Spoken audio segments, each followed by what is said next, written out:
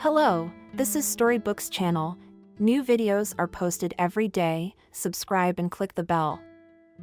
The court, having evaluated in the aggregate all the evidence presented by the parties, considers the guilt of the defendant proven and awards her punishment of 10 years imprisonment in a general regime colony. The cold mechanical voice was interrupted by the desperate cry of the defendant. How could this be? How could it be so? Her lawyer also looked at the judge, unable to hide his bewilderment. He had not expected such a cruel sentence. Emily herself was sobbing, covering her face with her hands and remembering minute by minute the day her life began to fall apart. She sat at the window in her room, in front of a cup of coffee that had long since cooled, a week after she had been discharged from the hospital. Why had she been saved? After all, there was no reason to go on living, and no strength to relive what had happened. 6 months passed after she was discharged from the maternity hospital empty-handed. The baby had died, hadn't survived, and she'd already thought of a name. Ethan was the name of his father, the only man she'd ever loved, who'd abandoned Emily as soon as she'd announced her pregnancy. For 6 months, she waited for it to get easier, but it was getting harder and scarier. When the doctor at the next checkup informed her that everything was fine and she would live, Emily bluntly asked, "Why?" "Well, don't. So you are still young. Everything will still be, and you will get married and have as many children as you want." Emily just turned her back to the wall. This doctor is not a young man. He thinks he is probably smart and experienced, but he doesn't understand simple things. She doesn't need any children, she needs John. And the future? Well, yes, she will have a future. Maybe a husband and children. At first they will, and then they will also go away, one way or another, leaving her alone, because everything in her life is going away, her parents, her beloved, her son. Emily's parents tragically died when she was only 9 years old or already 9. She was big enough to understand the horror of what had happened, all the irreparable loss. But in the orphanage, she did not live a day. The girl was immediately taken by her uncle and aunt. Uncle Edward was a sibling of the deceased mother. They're with Aunt Betty. The marriage was infertile, in addition to still take the girl for upbringing. They officially adopted her, but Emily never learned to call her foster parents mom and dad because she remembered her own parents too well. Or maybe the aunts and uncles themselves, though they treated Emily very well, never became real parents. Life was going quite well. Emily graduated from school, entered the institute, and then fell in love. Ethan was already graduating from the same institute. He was not considered the first handsome man, but he was successful with girls, maybe also because he was a guy from a rich family. They said that a warm place for him after graduation was assured. On a pretty freshman, he initially did not pay attention, but once their eyes met. Thus began the first romance in Emily's life. She really fell in love and was sure that Ethan took their relationship seriously. But in the meantime, she was warned. One day, one girl stopped Emily in the hallway and, after some idle chit-chat, as if by the way, said, "You, Ethan, don't get too carried away with him. He's been making such a pass at you for nothing. After he's had a fight with Jennifer." "What are you talking about?" "I thought so." Emily grinned. She was so happy these days that she couldn't help smiling even at the most inappropriate occasions. And her friend's words didn't hurt her much. She was probably just jealous. They had Ethan, and the relationship had been going on for months now. He'd said he loved her, even hinted at a wedding. She'd seen Ethan before, of course, before they'd met some girl, but there was no telling what had come before. So she decided to ask about this Jennifer the next time they met. "How much did you love her?" "More than you loved me." As if in jest, she asked, "Jennifer who?" "Surprised and slightly gloomy beloved." "Oh, that one? We didn't have anything. We were just dating, nothing special. And what did you want? You should not have messed with an old man. I'm still 5 years older. It's not my fault you were still in kindergarten when I was dating someone else." That's how this conversation about Ethan's past ended. Emily decided there wasn't much to talk about. Old man, not old man, but really, how did he know he'd meet her? She looked into Ethan's eyes and suddenly thought, I wonder if our children's eyes will be light blue like his or darker like mine. She was surprised at the thought because they hadn't talked about children yet. It wasn't because Ethan had something in his past that had passed. Emily had been lucky enough to meet the love of her life, and it wasn't just her. Even Betty could see that it was love. You're in love, aren't you? That's good, of course, but I have to graduate first.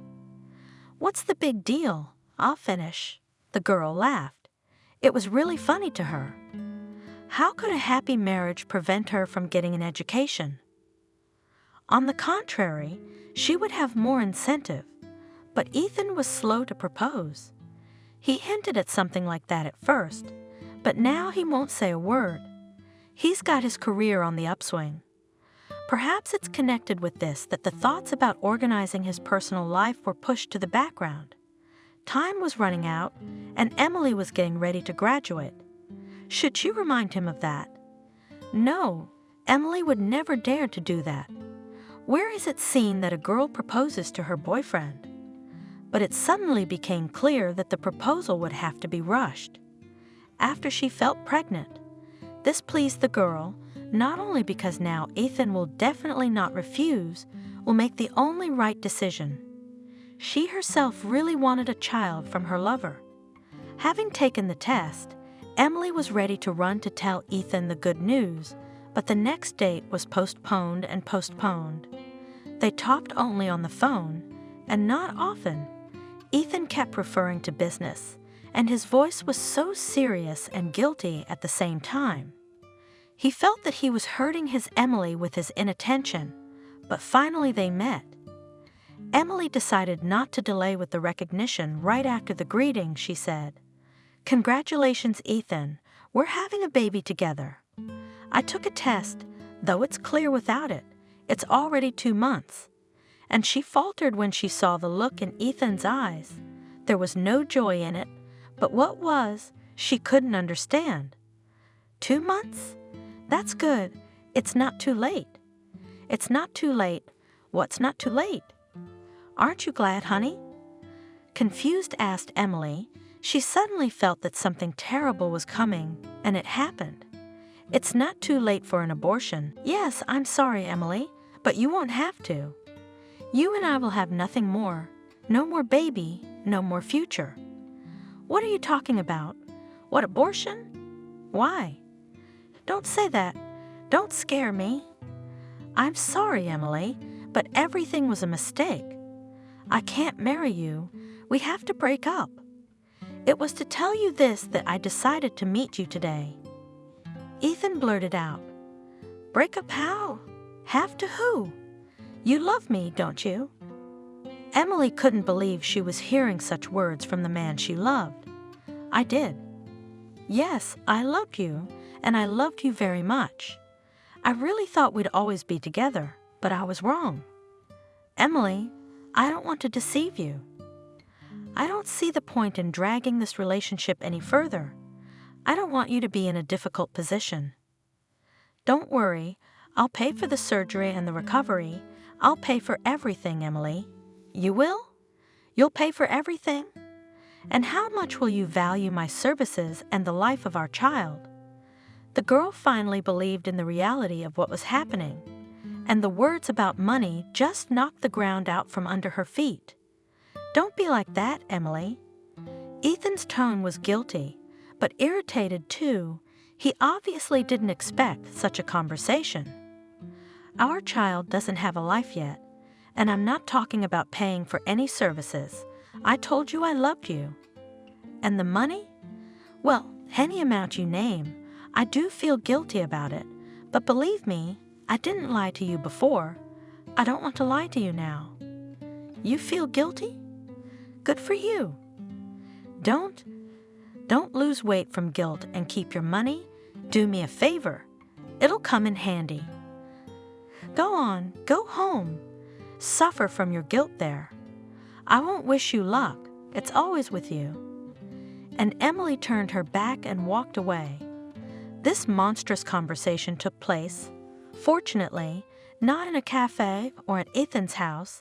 They had just stopped in a square, whence, as the girl thought, they would go either to him or, better still, to her house. He should finally introduce himself to her parents before he asked for her hand in marriage. It's a good thing at least it's not in public.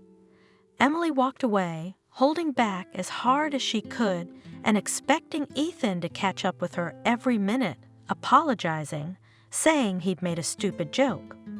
No one caught up with her, and already at the exit from the square, she realized that she couldn't hold back any longer, tears streaming from her eyes. How could she cry such grief? She was alone, abandoned by her lover. Yes, Emily was still in love with Ethan, and not just abandoned, but pregnant with his child. It was impossible to go home like this. Betty would guess. She'd ask questions and give advice. And that was the worst thing Emily could do, but she couldn't sit outside and cry in front of everyone. Now it's still not crowded, but it's a weekend. Good weather. Soon old men and old women will come, mothers with small children in love. And she also walked here in love, not long ago, and soon she will be pushing a stroller in front of her. But she will not be a happy old lady walking along these alleys with her husband. She is lonely and will always be lonely. With such thoughts, and until evening she wandered, choosing the most deserted corners. She did not want to be seen by people in such a dead state, but it was getting dark and she had to go home. Her aunt greeted her with her usual, "You're out late, young lady." She immediately noticed her niece's mood.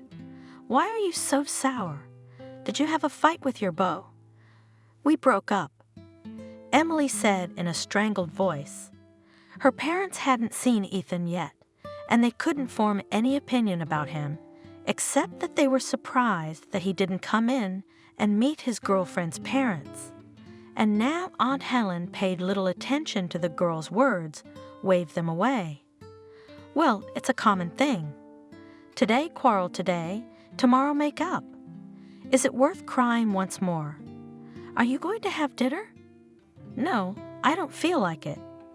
Emily went to the bathroom, going to tidy up her tear-stained face a little, and having managed it, she slipped into her room, not wanting to talk to anyone, especially since the conversation was going to be serious. It wasn't hard to imagine how the foster parents would react to the news of her pregnancy. So far they showed understanding and did not pester the girl, who, as they believed, quarreled with her fiancé. Emily and in the morning tried to go to the institute unnoticed, without breakfast. After classes she came home at once, closed herself in her room again, but this time Aunt Helen decided not to let everything go to waste, knocked and came in and sat down in a chair. "Are you killing yourself again? What, so serious?" "Yes." Emily sighed. "Did you run away after you found out about it?" She nodded at the girl's still perfectly flat stomach. "What are you staring at? Have you forgotten what I do for a living?" "I found out before you did. Betty worked at the local hospital as an obstetrician-gynecologist, so I guess reproduction was no mystery to her." "Yeah, I decided to tell Emily. I told her yesterday, and tears ran down her cheeks again. The aunt sat up to her, put her arm around her shoulders. "Enough, dear, enough," she cried, "and will be. It's a common thing. We must think how to fix everything now." "How can you fix it now?" She was crying in 3 streams, Emily, leaning on her foster mom's shoulder. "He said he didn't love me, that he was wrong." "What a bastard." "Fine, he doesn't love you. Don't love him either." Okay. I'm trying, but I'm failing. It'll work when we get rid of the consequences. I'll make an appointment for you tomorrow. You'll take the tests. The day after tomorrow we'll do everything. You'll see, they'll scrape his memory out along with it. You mean we have to do it? The day after tomorrow? The day after tomorrow. You've only got a little time left. You can't drag it out. No, I don't want to. It's the first one. What if there's no kids afterwards? Where did you hear such nonsense? It was like that in the Stone Age, when you pulled it out with a crochet hook. What about now? Now it's one case in a million, and that's if the girl is sick, and the doctor is crooked, but you're fine, and the doctor will be the very same.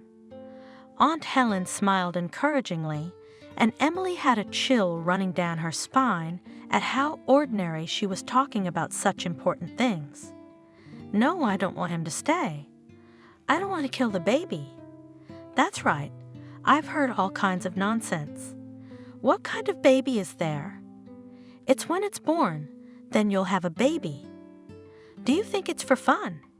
So let's go and don't make up stuff. Do you know how many girls like you pass through here every day? Not murderers, normal girls who think about their future. Who'd want you with a kid? I'll need myself and the baby. I'm not getting married. You're not going to get married now and then. Are you going to have a baby every year from who knows who? And sit on our Edward's neck? I won't sit around and have babies, don't worry. Emily cried angry tears, but her aunt was not going to back down. The next day, she almost forcibly took her adopted daughter to her hospital. However, not so much and forcefully, the work carried out by her aunt gave the result, and the girl herself thought about whether it is not easier for her to really get rid of the unplanned pregnancy. Aunt Helen was right. She had to finish the institute, find a job, and with a child in her arms, it would be too hard. Auntie so colorfully described all the hardships of raising babies as if she had raised a dozen herself. And I'm not old, I'm not retired, and I'm not going to quit my job, so from me a lot of help do not expect a lot of help. And no one is chasing you home, of course, but you know, Edward and I won't be happy either. So Emily went to the hospital, calming herself with the fact that today she would only take tests, and then maybe they would tell her that it was too late, or it was impossible for some indications. And so it turned out, the head doctor, having familiarized himself with Emily's card, said to the aunt, "Why didn't you, Betty, know that she is R negative, and this is already serious? The girl is young, we cannot deprive her of children forever. So after the surgery, I won't be able to have kids." Emily guessed, "You'll have everything." The auntie's voice was so loud. "Why are you, Benjamin, scaring her? It used to be like that, but now it's nothing. I'm obliged to warn the patient of all the risks." The doctor cut her off. "And the risk of infertility or inability to carry further pregnancies is quite high." "Then I'm sorry, I won't do anything." "I'm sorry, Aunt Helen." And the girl hurriedly left the office. She felt great relief, as if she had escaped mortal danger. Even the bitterness of parting with Ethan had receded for the time being. "I've done nothing to my child. Let it be a boy. I will name him John." She realized that she still had a difficult conversation to have with her aunt, but that didn't scare her either. If they are so afraid that I will sit on my neck, and the child will not give rest, then I can and move, rent an apartment or a room. You can work without higher education, and remotely, in a word, I will not be lost. When this woman without a man was lost? Never. Emily braved. In the evening she was really waiting for an unpleasant scene. So, did the heroine's mother run away? "You won't kill anyone. You won't be barren." "Oh, how nice. How are you going to live? I mean, I have a rough idea, but I doubt that it will suit all the adults and sensible people here. Right, Edward? She tried to get her uncle on her side, but it turns out he had an opinion. What's the matter with you, Betty? She's an adult, thank God. She's a smart girl, she'll be fine. Right, Emily? And we'll help in any way we can. She doesn't want to be barren forever. We've lived without children. Is that a good thing? She'll have no nephews, and now we'll have a grandson like all normal people. So we're not normal, Detective. I'm infertile. I'm out of the field. My word doesn't mean anything anymore. Tears rang in Betty's voice. She slammed the door and ran out of the room, shutting herself in her bedroom. Emily gestured for her uncle to stop, going after her. Aunt Helen was crying, face buried in a pillow. The girl sat down beside her, put her arm around her shoulders, began to coax her affectionately. Betty's mom. Sometimes Emily called her that. In such situations, when it was necessary to comfort upset, sick, or tired aunt. Well, don't be upset. What's wrong with having another person who will love you as much as Uncle Edward and I do? So much for being a mom. Betty sobbed, as if I hadn't just been called infertile and superfluous in this world. But did I say that? Did Uncle Edward say that? I never even thought so. You didn't give birth to anyone, but you raised me that way. I'm sorry, I can't call you Mom. I still remember my mom as if she were alive. And you, how many children have you helped bring into the world? How many people have you been the first person they've ever seen? And you want to stop your own grandson from being born. Don't you get it, Fox? I'm not thinking about my grandson, not about myself, but about you and your life. How is the Institute now? How's work and personal life, which is also important? Yes, everything will be fine. I'll take a sabbatical leave, then I'll finish, and if not, people live just as well without education. We have a girl who had a baby right after school. Enough about girls. I see them every day and more than one, but what will happen to you? Who's your father? The aunt's question brought Emily back to the memories of the collapse of her love. She gloomed, bit her lip. Let's not talk about that. Well, no, my baby doesn't have a daddy. What can you do? Betty only shook her head at such words. Well, no. There was really nothing to be done, but it would be wrong to say that Emily had thrown the father of her child out of her mind and heart so quickly. At first, she remembered Ethan constantly and waited for him. Every phone call made her heart flutter. What if? But no, it wasn't him. Walking to the Institute, coming home, she waited for him to catch up with her, to stop her, to say something that would relieve her of that aching longing. Sometimes it seemed to her that there he was, walking toward Ethan, her favorite and only man. But no, the passer-by came closer and turned out to be a very different person from Ethan. The aunt, seeing Emily's condition, calmed her down. Well, don't be so gloomy, cheer up. You decided to give birth, so wear it carefully, or else you lie at home all day long, not eating, not drinking. And then you'll give birth to a sad little baby. Go for a walk, look at the beautiful, think about the good. Nothing terrible has not happened, and you'll see in a month and will not remember about this is. It's easy to say, but how to survive at least this month? What good to think about when everything you look at reminds you of him, of Ethan? It was hard on Emily, but it turned out that the bad news wasn't over yet. One day, as she was walking down the hall at the Institute, past a group of chattering girls, one of them grabbed her arm. Wait, Emily, what about you? Were you invited to the wedding? No one invited me, and who's getting married again? Replied Emily, feeling for some reason that her heart trembled.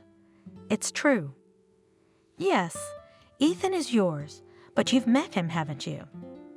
The girl danced impatiently, apparently eager to see someone else's grief, but Emily didn't give her that pleasure. She stretched her lips into a rubbery smile and waved it away, trying to keep her voice lighthearted. "Oh, what did you remember?" "I haven't seen him in a long time. He didn't invite me, of course, but whatever. I'll probably be dancing on mine soon," and I hurried away. She didn't cry, no. Apparently the tears had been wiped away. Since our final breakup, it's only been 2 weeks, and he's already getting married, so he was still dating me and someone else at the same time. And he said work, business. Was he lying to her? What's the difference? He lied to her, but he loved her. He was afraid of losing her, and he doesn't care about me, even though he's pregnant. Why should he? He'll have other kids with the one he loves, and he doesn't care about mine. That's it, John. Your daddy doesn't want us, he won't even see us. Nobody wants us. Oh no, what am I saying? We need each other. When am I really? Just because I have you, I can be grateful to my dad. At home, she did not tell anyone that Ethan would soon marry, did not share her worries.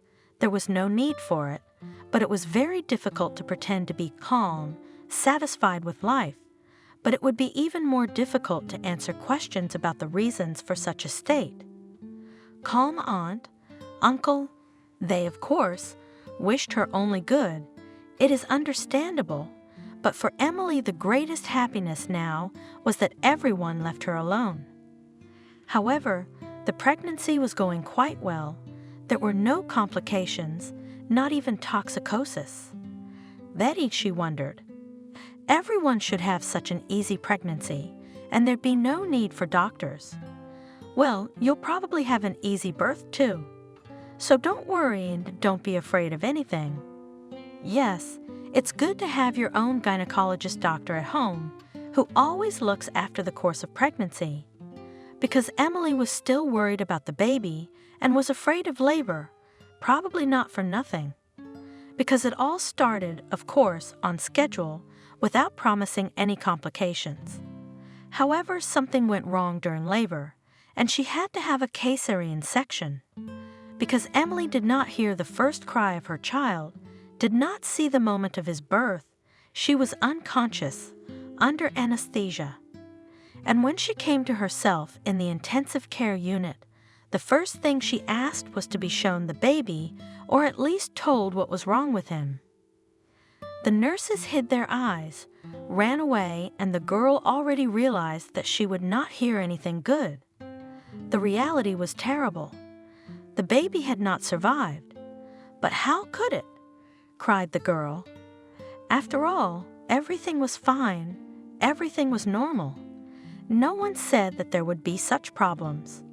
Unfortunately, it happens. That's all she heard in response, especially since it was not the fault of the doctors. Indeed, there were unforeseen circumstances in which no one could not help. And it was her own aunt, her adoptive mother, who delivered the baby. She consoled Emily as best she could. Don't cry, girl. Everything will be all right. Everything. You'll have more children. And this one, where is he? Can I bury him? Can I see him, even if he's dead? You can't, sweetheart. There's no need for that, you know? You can't, really. I'm sorry, but it's impossible. It was all right, Aunt Helen, but you saw it, didn't you? That's exactly what I saw. Yes, everything was fine, and this is how it ended. It's not an isolated incident. It happens to many people. But why did it have to happen to me? Emily sobbed, and after one of the doctors said that her operation was not very successful, and most likely she would not have children, she realized that there was no sense in her life anymore.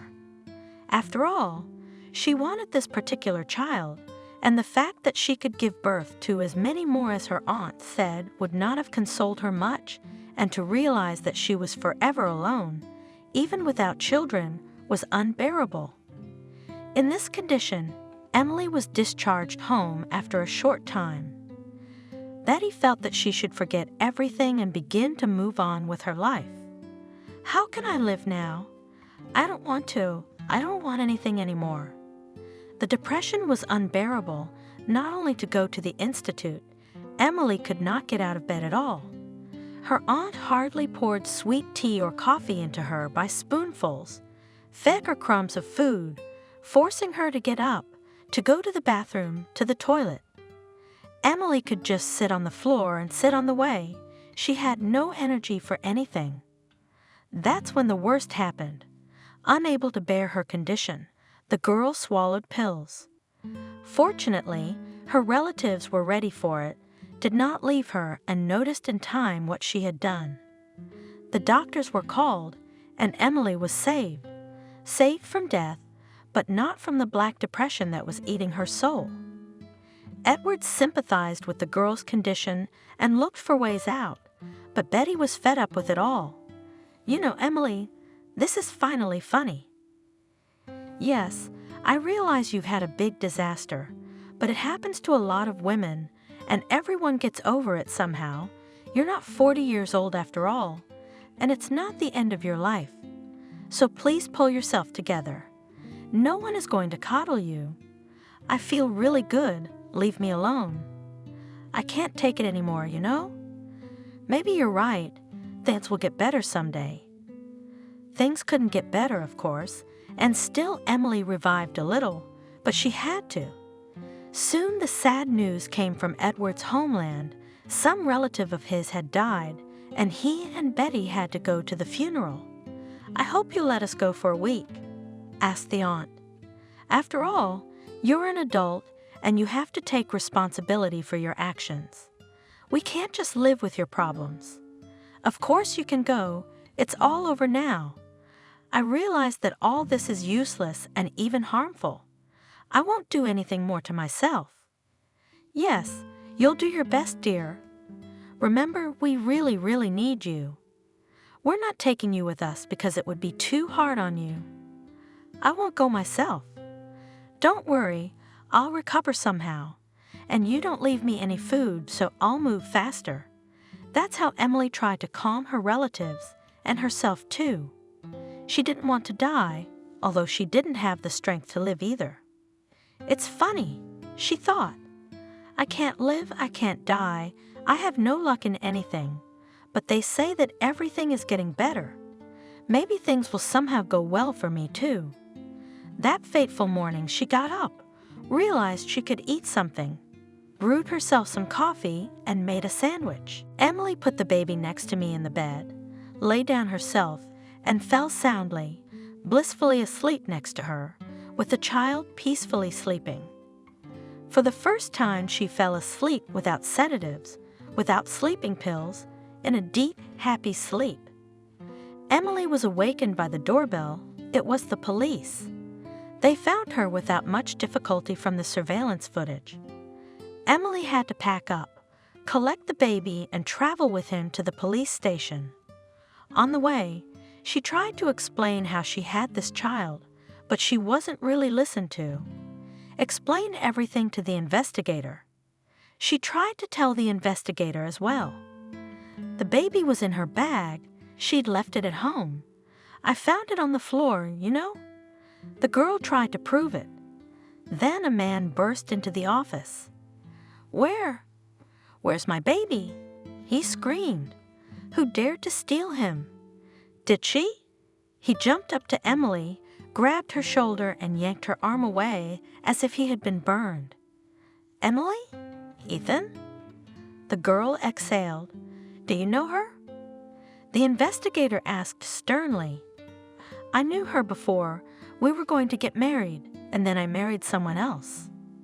Well, that's your motive. Satisfied, said the investigator. Emily, how could you? You never forgave me, and decided to take revenge in such a wild way? What's the child got to do with it? No, Ethan, I wasn't going to take revenge on anyone. I didn't know whose baby it was. I told you I found it. That's your son. The girl's eyes were blurry. Okay. That's a story I hear 100 times a day. You all find money and guns like that. Now it's kids too, all out on the street. The investigator cut me off. Are you going to write a statement, man? Of course, I almost went crazy. I've lost my wife, and now I've lost my son. The man's voice trembled. He was barely holding back tears. Ethan, believe me. Emily begged. I'm ready to go to jail. I'm ready to go anywhere. But believe me, I meant no harm. Emily. Tiredly, Ethan said.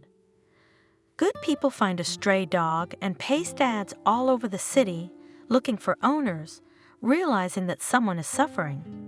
And you're going to talk about kindness, fines, and miraculous coincidence? Don't embarrass yourself.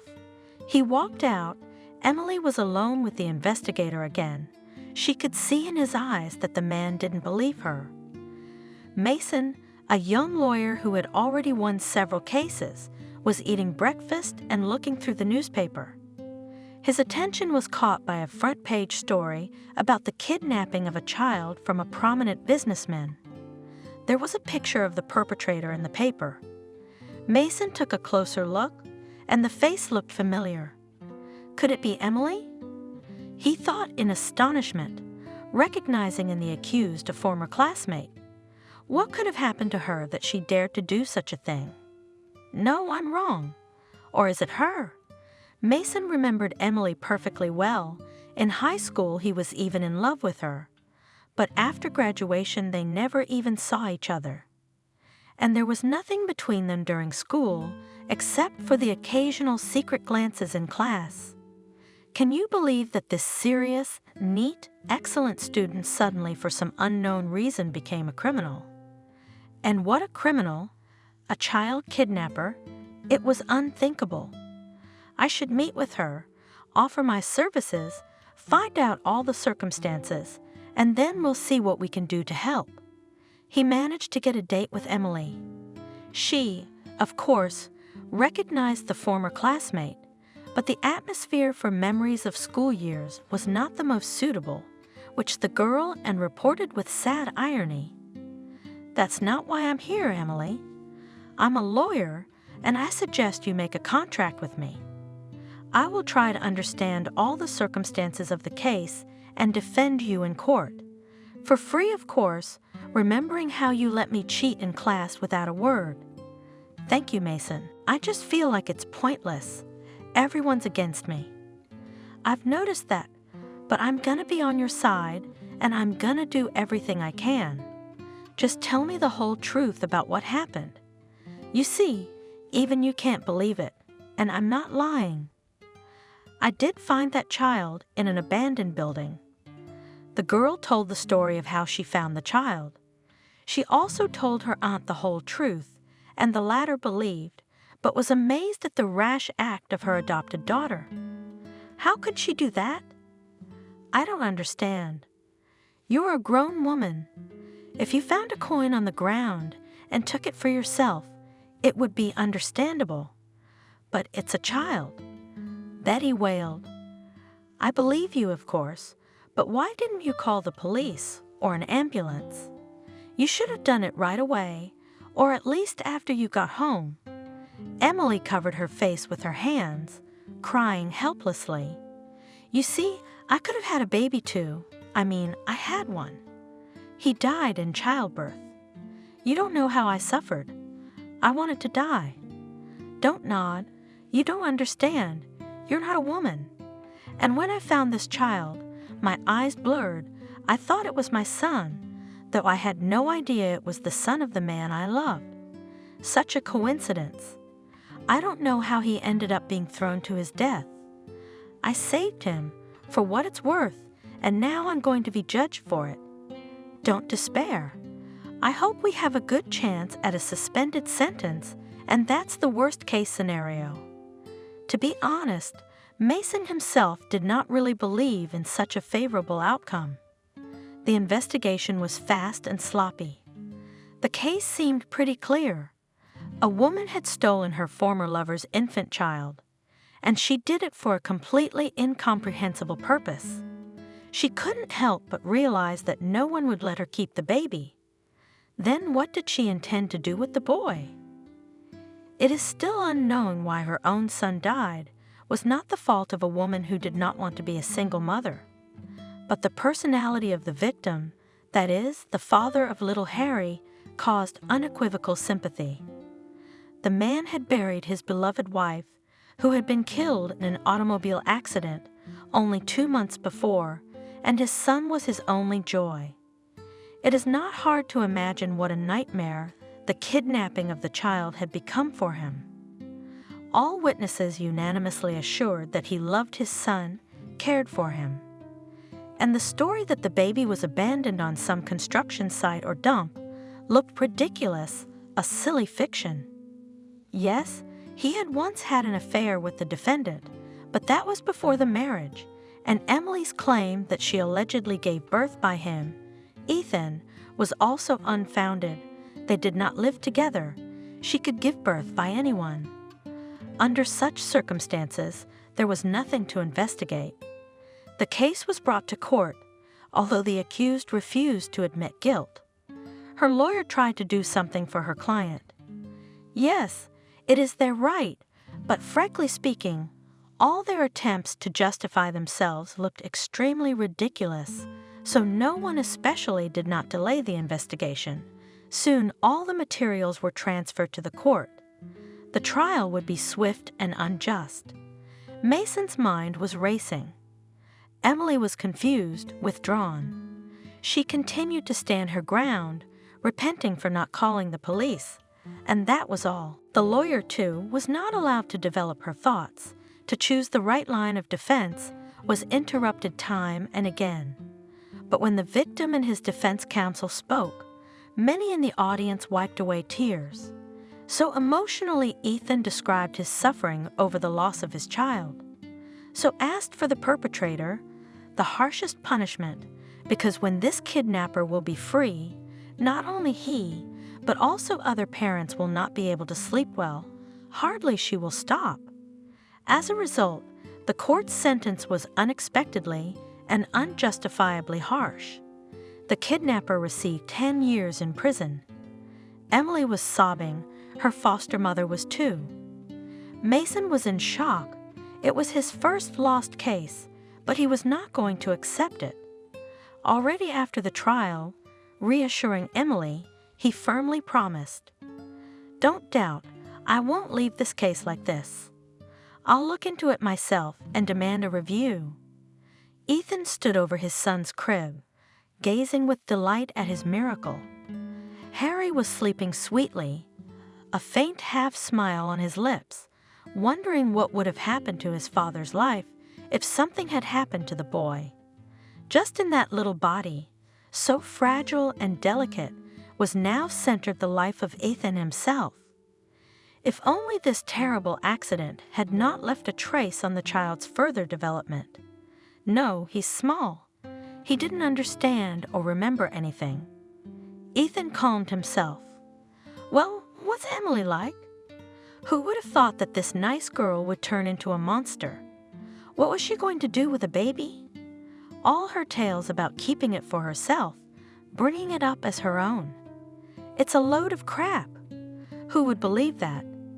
It's lucky that she was quickly identified and caught, or we don't know what she could have gotten up to. It turns out that she also gave birth to a son, but either dead or died. And why?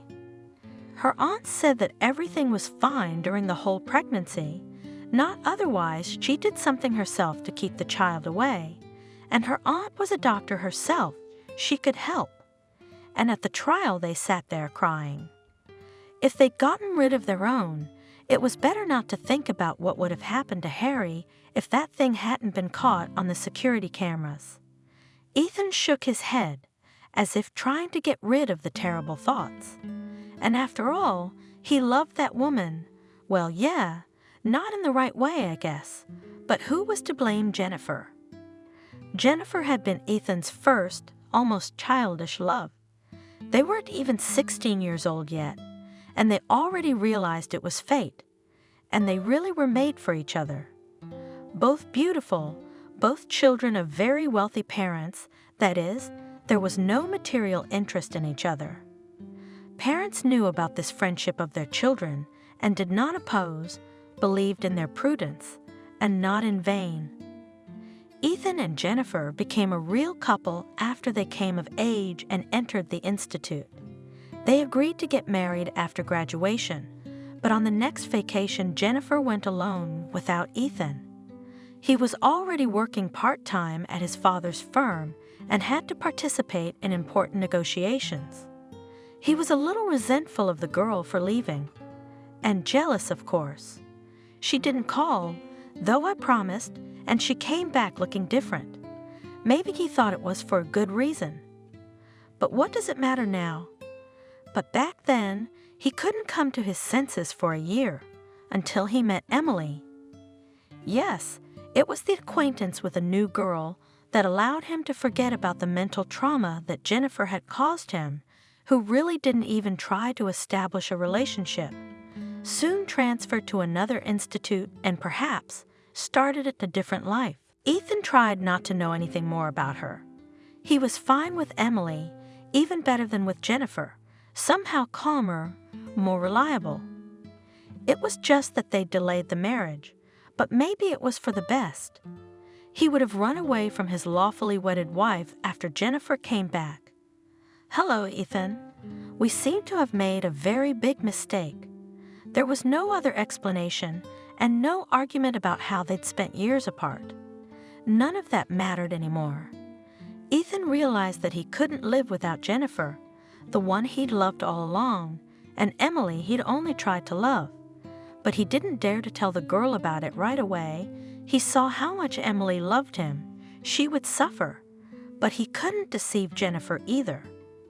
Moreover, after their second meeting, she announced that she was expecting a child. That day, he was the happiest man and met with Emily the next day to inform her of the breakup. And it should happen that this very day, and Emily announced her pregnancy, just like in a bad melodrama, like a vulgar joke. Are you two conspiring? But he didn't need two children, almost the same age from different women, and when choosing between two, one of whom is good for everything and the other loved to the hilt, men don't usually make mistakes. Perhaps he was wrong in not taking more interest in Emily's life. Had she terminated the pregnancy? Had she decided to give birth? He had simply forgotten about this girl. Soon after, he and Jennifer were married, and were people happier than they were? And then began a real family life, compared to which everything that did not concern them, the two of them, did not matter at all. All the more so when his wife's health problems began, not with her, but with the course of her pregnancy. Ethan, a man far from medicine, could not understand the complicated explanations of doctors. He simply spent all his free time with his beloved, and there was not much of it. The closer to childbirth, the more anxious became on the soul, mainly because of the fact that the doctors looked worried, talked about all sorts of risks, were wrong. Listen to them after that, these doctors. Jennifer gave birth to a wonderful baby boy. She endured everything, but she gave birth. And she promised another one. But in between there'll be another girl. She said after discharge, smiling happily over the crib. That's how she was remembered, happy, beautiful, dreaming of a long life together, of children. It was not given to her to live this life, to give birth to a daughter and another son. She had to go to her doctor. She made an appointment, but while she was dealing with Harry, she was almost late. She decided to drive herself for the first time after childbirth. It wasn't far, but there was an accident at a busy intersection. Jennifer was killed on the spot. If it weren't for his son, Ethan wouldn't have survived. He wouldn't have killed himself. He would have died of terror. What would it be like to never see Jennifer again? To realize that someone you had embraced and loved just a week ago was lying in the damp earth. And Jennifer was a wonderful mother, and how could a son be without her? There were no relatives to rely on. Jennifer's mother, after what she had been through, was in a very difficult position herself. Ethan's own parents had divorced by this time. His mother had married someone else and was now living abroad. The only way out was to find a good nanny.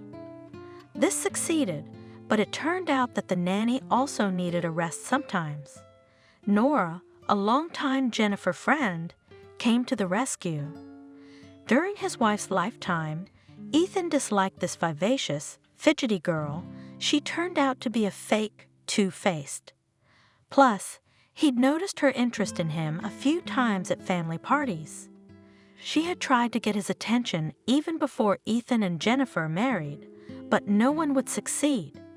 Ethan had been faithful to his beloved, but after Nora had sobbed heartily at her friend's funeral, after she'd come up to Ethan, swollen with tears, and told him she was ready for any help, even if it meant babysitting around the clock, he was ashamed of himself for thinking of this girl. Yes, she was young, lonely, and flirtatious, so what was wrong with that? But how sincere was she about the death of her friend, how worried about her and Jennifer's son? Before they found a good, experienced nanny with excellent references, Noriah had devoted all her time to Harry, and she'd had no complaints about her care. She took care of Ethan, cooked meals, served meals, prepared clean clothes for each day, all without a shadow of flirtation. Just did what was necessary, almost silently, limiting herself to only the most necessary words. Then she made arrangements with the nanny for when it would be necessary to fill in for her, and just as silently she got ready to leave. "Thank you for everything, Nora. I don't know how I would have done it without you," said Ethan. "Come on, Ethan. I'm not doing all this for you. I'm doing it in memory of Jennifer and Harry. I'll be back soon. Don't miss me. You're strong, Ethan. Hang in there." When she left, Ethan suddenly felt a kind of emptiness. Yes, Nanny was with Harry. Everything in the house was fine. But the young widower, for the first time, felt his loneliness.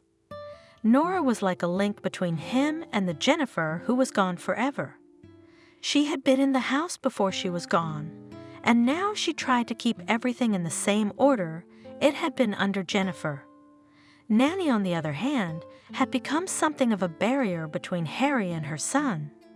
She looked after the child perfectly, maybe even better than Nora, guessed his every move, and Ethan was embarrassed to be too gentle with his son in front of her, to behave as he had done before.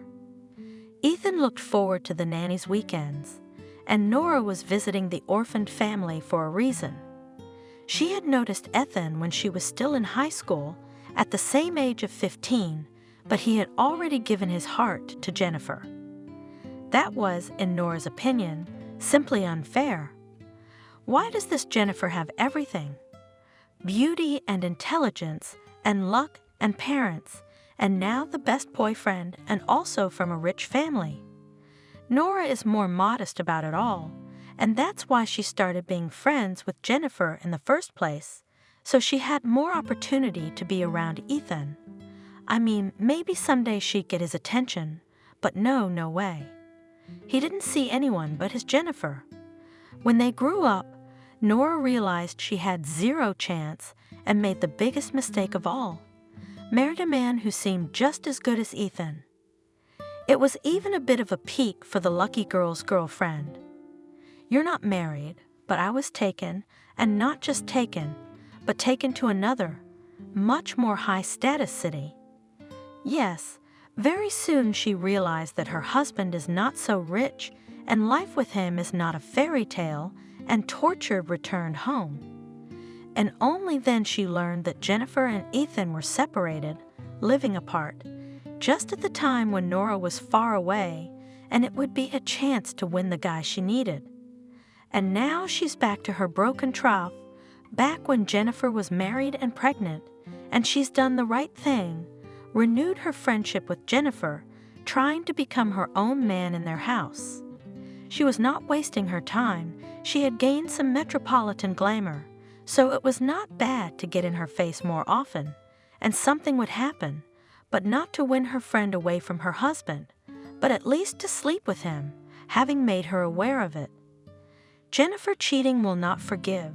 It is a fact, and even better to eliminate the child, and maybe Jennifer. She took out a drug that can cause termination of pregnancy and guessed at her friend's house, began to slowly add it to tea, to juice. Small doses, of course, so that it would not be noticeable, will happen at her friend's miscarriage, and in a fortunate coincidence, and moreover, women sometimes die by childbirth.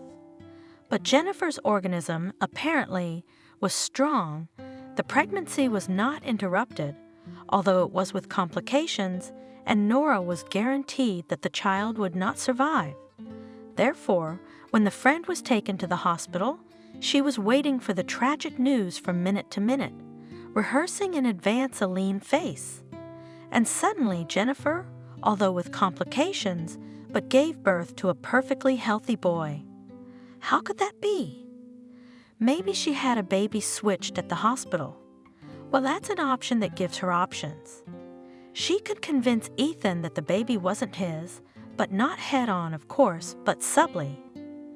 That afternoon, Ethan was getting ready to pick his wife up from the hospital.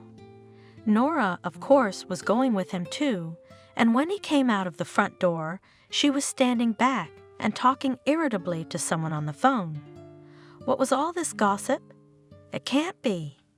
After all, Jennifer loves him so much, she said so herself. No, I don't believe it. Oh, really? No way. Yeah. My life will never be the same after this. Okay, they say half the fathers raise other people's kids without realizing it. But why would Ethan know that?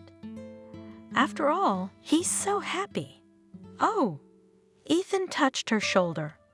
Who are you talking about? No reason, Ethan. Let's hurry. We're going to be late. Nora ranted. Don't mind her. It's just a friend of a friend calling talking. About me and Jennifer and our baby? Ethan asked, his face darkening. Really? No, of course not. It wasn't about you. That was Clara, the famous gossip. Who would listen to her? They got into the car and drove off, but Ethan stopped the car. Tell me, Nora, what is this gossip anyway? Jennifer didn't give birth to me.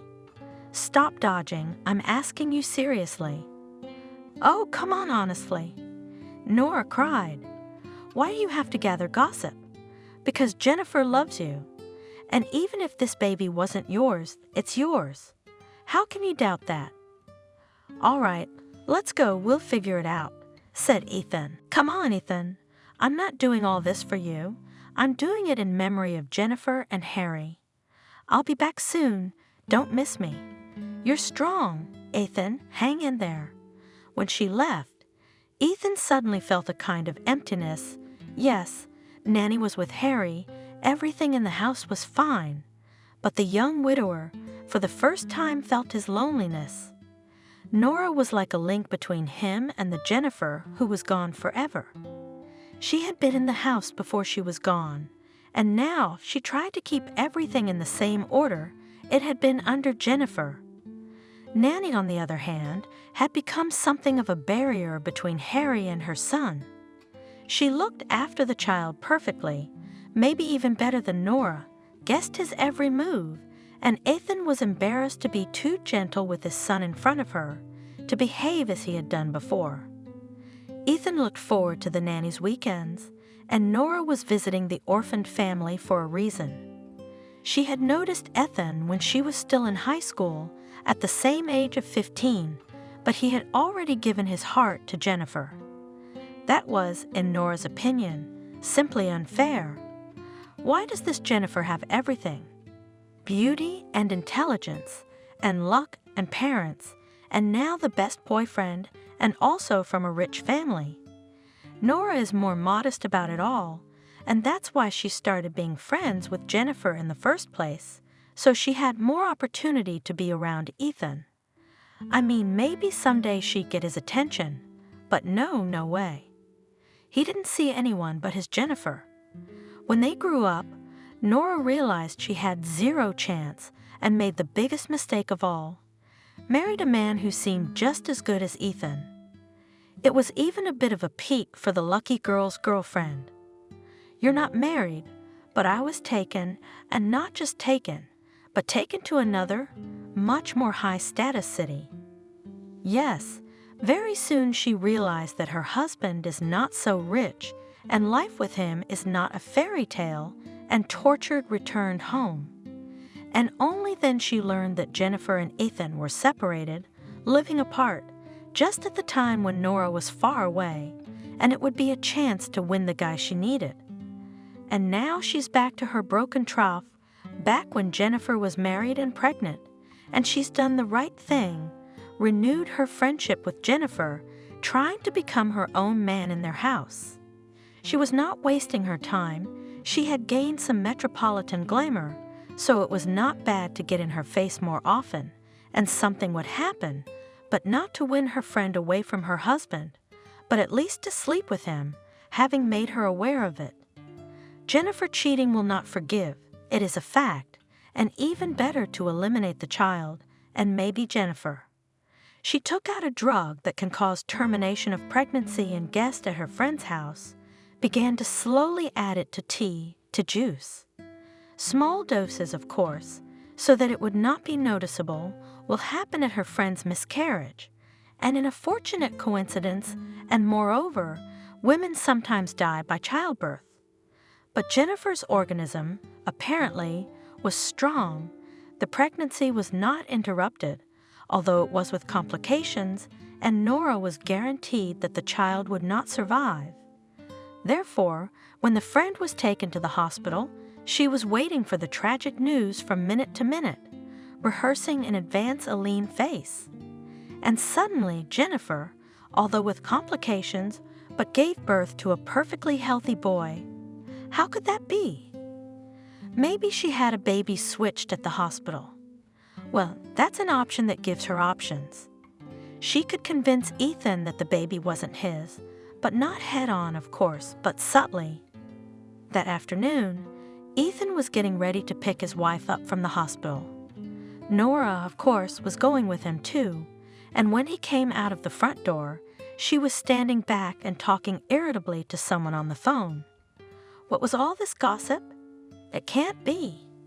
After all, Jennifer loves him so much, she said so herself. No, I don't believe it. Oh, really? No way. Yeah. My life will never be the same after this. Okay, they say half the fathers raise other people's kids without realizing it, but why would Ethan know that? After all, he's so happy. Oh. Ethan touched her shoulder. Who are you talking about? No reason, Ethan. Let's hurry. We're going to be late. Nora ranted. Don't mind her. It's just a friend of a friend calling talking. About me and Jennifer and our baby? Ethan asked, his face darkening. Really? No, of course not. It wasn't about you. That was Clara, the famous gossip. Who would listen to her? They got into the car and drove off, but Ethan stopped the car. Tell me, Nora, what is this gossip anyway? Jennifer didn't give birth to me. Stop dodging. I'm asking you seriously. Oh, come on, honestly. Nora cried. Why do you have to gather gossip? Because Jennifer loves you. And even if this baby wasn't yours, it's yours. How can you doubt that? All right, let's go, we'll figure it out, said Ethan. Nora mentally rubbed her hands. The baby had been switched. By whom and why? It didn't matter. The main thing was that Ethan would probably take a DNA test and find out if he would forgive his wife for such perfidy. Probably not. Who will comfort him in his grief? Would it be his unfaithful girlfriend, Nora? Yes, yes, and yes again. There wasn't a happier person at this meeting from the birthing center, but suddenly the unexpected happened. The test showed that Ethan was the boy's birth father. So Nora had been cheated, sold the wrong drug, and she'd given a lot of money, and you can't complain to a cheater for that. And yet, fate was on her side. Jennifer died on her own, without any intervention from Nora. There was a child left. Yes, it is worse, but at first it is even by the way. There is a possibility to be near under the pretext of taking care of Harry. It is clear that immediately after the death of his wife, Ethan will not be to women. Well, you can and wait. I waited longer, and there will be seen. Maybe it will be possible to get rid of the child somehow. No, she wasn't going to kill anyone. Why should she? Maybe everything would go away by itself. She just needed to push things along, but first she had to become something more important to Ethan than just an au pair. He wasn't going to be a healthy young man who would be faithful to his dead wife forever. Turns out that wasn't so hard to achieve. After all, Ethan was a healthy young man, and Nora was a very attractive and dexterous woman and an experienced manipulator. They had known each other for a long time since Jennifer's death, in fact lived under the same roof. Is it difficult to seduce a man in such an environment? Not hard, but it's much harder to establish yourself and become a legitimate wife. Okay, not all at once. Nora decided. I'll take it slowly but surely. Water treads water. Only the boy, yes, interferes. It would be good for me to get pregnant myself. And this one, yes, this one should be eliminated as soon as possible. I thought of the simplest way, but as it seemed right. Just left the child in a cold, empty house. I didn't hurt him with my own hands, so it wasn't murder. He could have survived, couldn't he? She thought as she hurried home with the stroller. An hour or two after her return, she, quite sincerely, dying of fear and excitement, called the police and Ethan's work, reported the kidnapping of the child. I could not do anything. Several people, by the look of thugs real, pushed me away from the stroller. One had a knife. I thought just want to rob. I gave them everything, my phone, money, took off my ring, and meanwhile some woman ran up, took Harry out of the stroller and ran. I followed her, started screaming. One of them pushed me. I fell down. I broke my knee. The girl was sobbing. When she calmed down a little, she described the bandits, referring to the suddenness of the incident and her fright. Ethan was terrified. This kidnapping could have put him and Nora at odds forever, and she was doing everything she could to prevent that from happening. My darling, my love, don't be angry. It wasn't my fault. I'd kill myself. You'll see, Harry will be found soon. They're looking for him. I'm sure they'll demand a ransom and bring our boy back alive and well. That's my boy, not ours. Ethan cut him off. A real mother would never allow such a thing to happen. She would fight for her child to the end. I did. Not every mother could do that. Do you know how many cases there are where babies are stolen from their own mothers? I don't know. I know my son was stolen from you, that's all. Let's drop it. Yeah. Well, I should have died for your boy. Keep your pocket. Nora thought angrily. And then the police called. Harry and his kidnapper had been found, and Nora was really worried. But everything turned out just fine. The villain was put on trial. Nora herself was not suspected of anything. True, Harry returned home to a loving father, and Ethan's attitude to the girl herself has changed somewhat. He decided not to entrust his son to his mistress anymore. Well, he's not going anywhere. I've got enough on his credit card for now. Yeah, Ethan trusted Nora with his card, and she handled it pretty freely. Lucky that idiot found the baby and took it for herself. Otherwise, I'd be in her shoes right now. Mason, meanwhile, was making his own investigation of this highly ambiguous case. He was concerned, of course, about the failure to win the trial, but he was even more concerned about Emily's fate. He was certain that she had been convicted quite unjustly. He decided to start his search from the very beginning, from the maternity hospital where Harry had been born. After all, the kidnapping itself looked extremely strange. Nobody made any demands, did not ask for any ransom, which means that the baby was kidnapped to simply leave in an empty building to certain death. If Emily was to be believed, that was the case, and Mason believed her.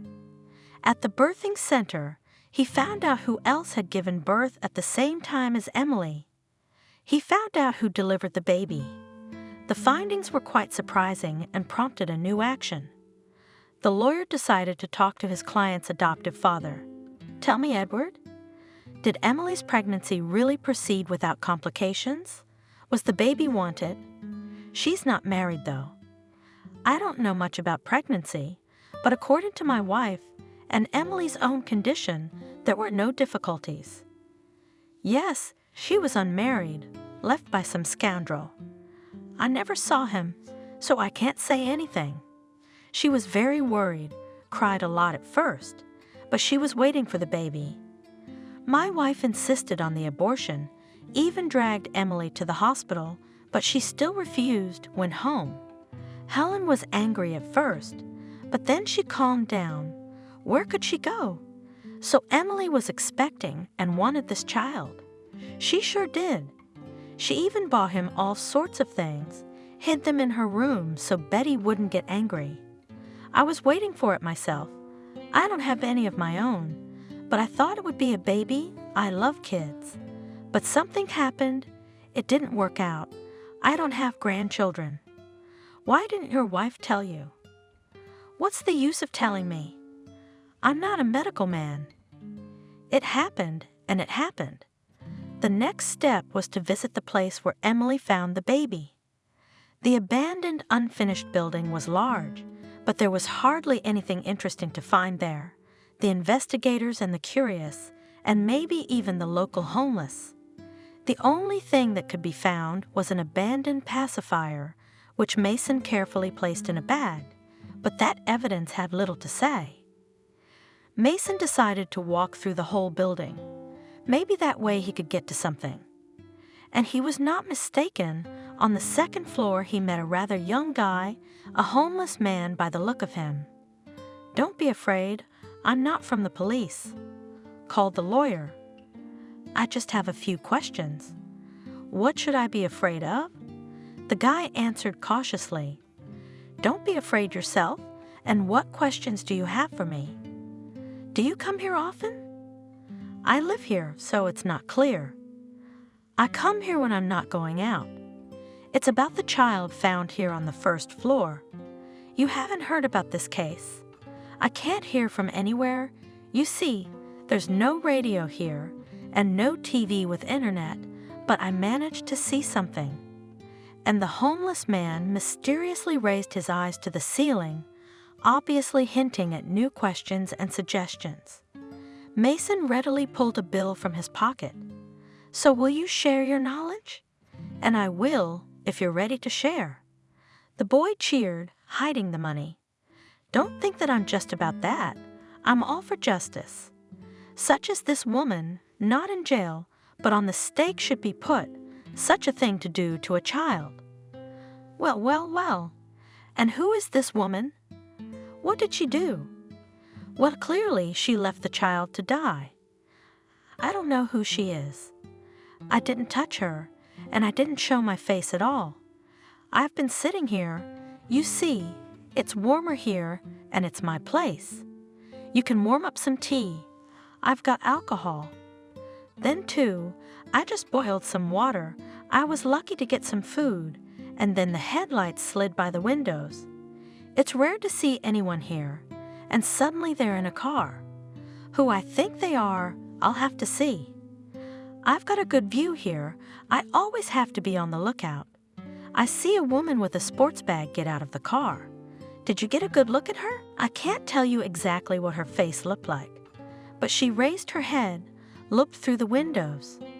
Young, pretty even, I remembered her clothes, blue coat, blue scarf, hair with red hair, smooth, red and black bag, and she was quick as a button, and she was out the door.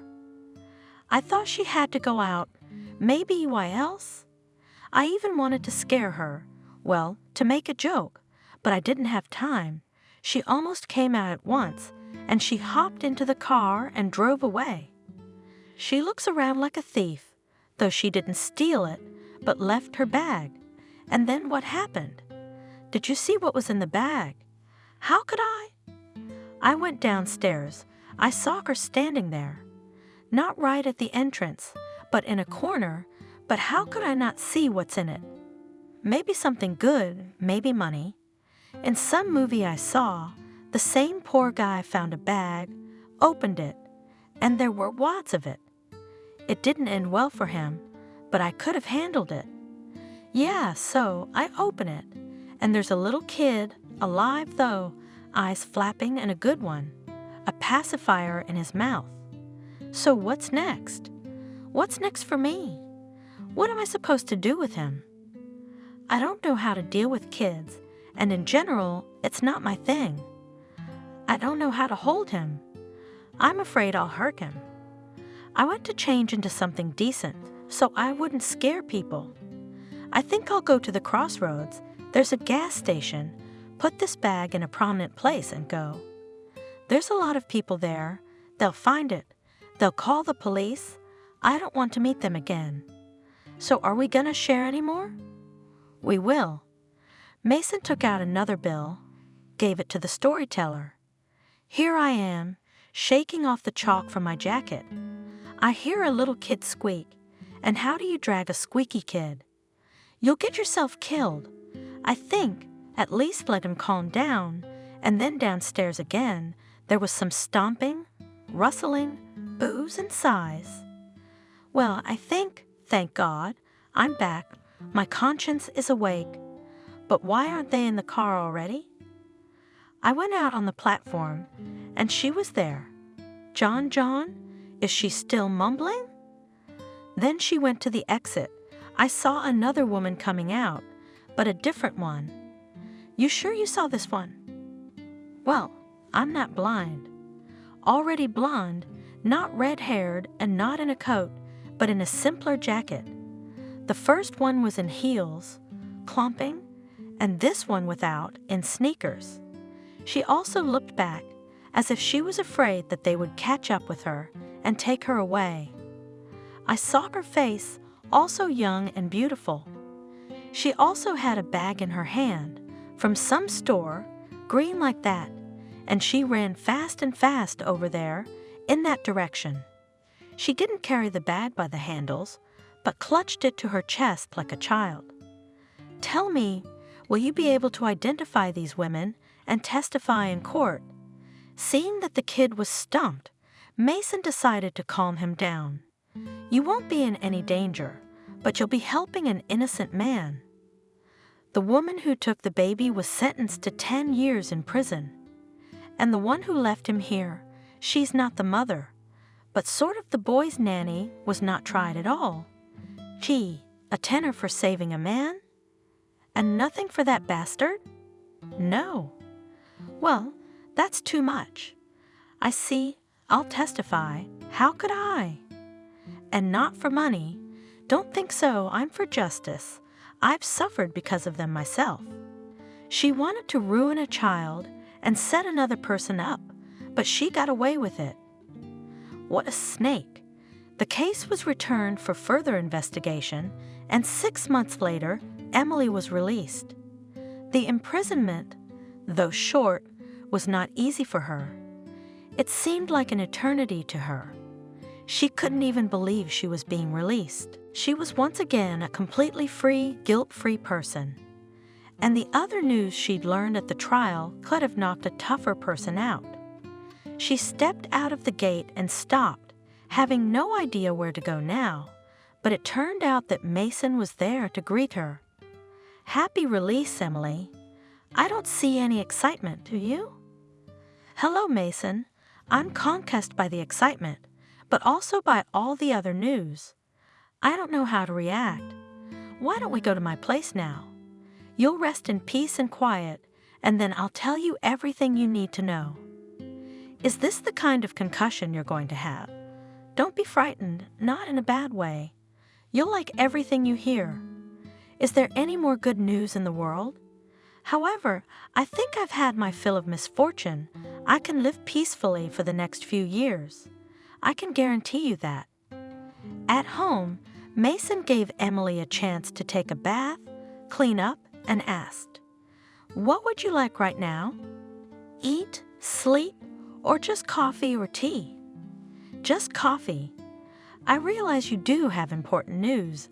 I need it. You've probably already guessed the big one. Your son is alive." "Yes, this is the Harry." "Oh my God! Oh my God! How can this be?" The girl pressed her palms to her face.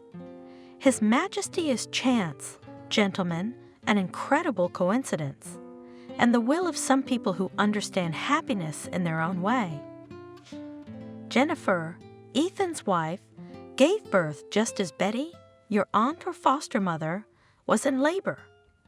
I'm sorry, I don't know your relationship, but she gave birth to a weakened, sickly baby. In fact, the doctors doubted he'd be born at all, and the mother would survive what was happening. The child, which was also a boy, couldn't take it, and Jennifer spent 3 days in intensive care, unconscious, lost a lot of blood, and then it was just about time for you to go into labor. You had a beautiful, healthy baby boy, and Betty decided to switch babies, that is, to give Jennifer yours, and tell you that the baby was dead. Oh my God, Betty's mom. She loved me. I thought she did. She did. She just showed her love the way she knew how. She didn't think you needed a baby right now. She saw how I was suffering, how I didn't want to live, and she didn't say a word. She comforted me and knew the baby was alive. It just happened. What people do out of the goodness of their hearts. So happy Jennifer and Ethan took the baby, not knowing that it was only related to one of them. A short time later, Ethan's wife was killed in an accident. Her friend, Nora, volunteered to help with the baby. Unfortunately, she had her own views on the man. She wanted to marry him, and she wanted a baby. She realized that the baby would be a nuisance, so she decided to get rid of it. "You mean, just throw it away?" Emily asked in horror, "So that my son would die of cold and hunger." It turns out so. If I had thrown him where it is crowded, the child would have been found. And your heart must have led you to a place where your son was in danger. Yes, I can't see any other explanation, but where is my boy now? Come on, he's at his father's house, and they're waiting for us there. I talked to Ethan. He doesn't really believe it's your kid, but it's not hard to prove. And this Nora, is she there too? She's been arrested. She's going to trial, and so is your foster mom. Pack up and go if you're ready. Of course I'm ready. Are you coming with me? Like my lawyer or something? I don't know what Ethan's gonna come up with. Ethan didn't greet them very warmly. "Hello, Emily. I'm sorry, but I find it hard to believe that you, and not my wife, gave birth to this baby." "I don't care what you believe. Where's my son?" Pressing Harry against her chest, looking into his blue eyes, she felt all the resentment, all the anger evaporate as if it never existed. Not just Ethan or Mason, she would forgive Nora now. In that moment, as she kissed the tiny fingers, admiring every cell of her own, she was magnanimous, ready to forgive. "Emily, this is my son. I hope you realize that." Ethan tried to talk to her. "I have a test. I already know who I gave birth to him." Don't worry, I'll take the test too and prove that he's mine. And don't worry, I don't want your hand and heart. I just want my baby. The girl finally took her eyes off her treasure for a moment. But I'll take my son. I sympathize with you, but now that I've found my child. But I don't have to give him back. Ethan was obviously very agitated. He turned to Mason. You're a lawyer. Tell me, I have an advantage, don't I? The baby's lived with me since birth. He's got a nanny here, all his stuff, everything he's used to. Yeah, and a variety of stepmothers who don't know what else they'll come up with. Emily, too, was beginning to realize the precariousness of her position. Wait, now is not the time to argue. Mason stopped them. Emily will make a test, prove that she is the biological mother, and then you can already peacefully agree on the order of communication with the child. Now many fathers and mothers live separately, but understanding the interests of common children helps them find a reasonable compromise. That's what we agreed. Harry stayed with his father, Emily. Mason took her home. She had to calm Edward, for whom it was hard news what his wife had done, who had also been arrested. Emily, do you believe I didn't know anything? He rushed to his adopted daughter. I would never let Betty do that. I can't even believe she would do something like that. Of course I believe it. Uncle Edward, don't you worry so much. I'm sure Aunt Betty will be released soon, or not so soon, but she'll be back, and I'll bring my son, Harry, home soon, and we'll all live together. We could use a grandfather. Without waiting for the test results, Emily, along with her foster father, began to prepare a room for her son. But there were many more trials to go through before she could take over as a mother. There was another trial, and as a result, Emily and Ethan were given equal rights to raise their child. It was hard for the father to accept that from now on his son would not always be around, but there was no arguing anymore. During the course of the litigation, they often had to see Emily and argue and negotiate peacefully.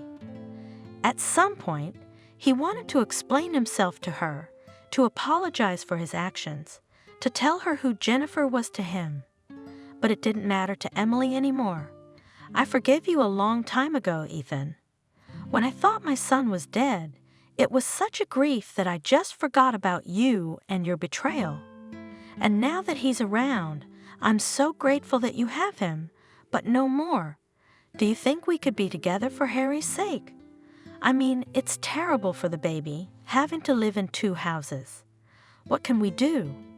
We'll try not to make it awful.